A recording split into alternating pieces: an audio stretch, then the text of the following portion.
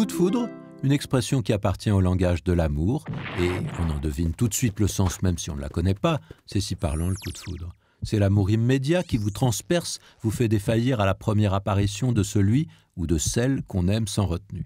L'amour au premier regard, dit-on dans d'autres langues, mais cette formule est plus fade, parce qu'avec le coup de foudre, on voit la soudaineté et la violence qui figent sur place.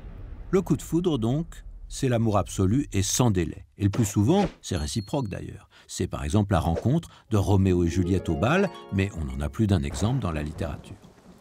Et l'image est si séduisante qu'elle finit par s'appliquer à d'autres situations. Une maison qu'on veut s'acheter, par exemple, ou cette jolie paire de chaussures dans la vitrine.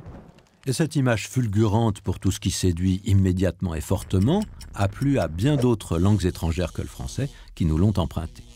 Alors même si le coup de foudre semble venir du ciel, on ne dit pas un coup de foudre m'est tombé dessus. Mais j'ai eu le coup de foudre, comme s'il naissait à l'intérieur de soi.